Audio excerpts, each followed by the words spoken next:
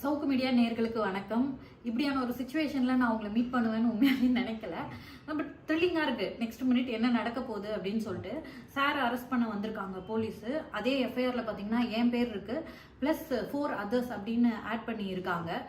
மொத்தம் 20 எஃப்ஐஆர் பெண்டிங்கில் இருக்குது அப்படின்றதுனால கிட்டத்தட்ட 3-4 மாதம் வெளியே வர முடியாது. அதனால தான் இன்னைக்கு சனிக்கிழமை ஹைகோர்ட் லீவாக இருக்க நாளில் பார்த்து கைது பண்ண வந்திருக்காங்க. ஜனநாயகத்துக்காக தான் நின்றுருக்கோம், படித்ததே ஜேர்னலிசம் தான் அப்படிங்கிற அடிப்படையில் வாய்ஸ்லெஸ் பீப்புளுக்காக நிற்கணும் அப்படின்னு ஒரு டைமில் முடிவெடுத்தேன். அதுக்கான பின் விளைவுகள் தான் இது. அதை எதிர்கொள்ள தயாராக தான் நான் இருக்கேன்.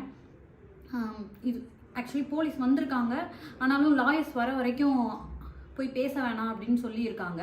ஸோ லாயர்ஸோட கன்சல்ட் பண்ணிவிட்டு அதுக்கப்புறமா அடுத்தடுத்த ப்ராசஸ் நடக்கும் அப்படின்னு நான் நம்புகிறேன். இப்போ வரைக்கும் உங்களோட பேச முடியுது, இதுதான் நிலமை.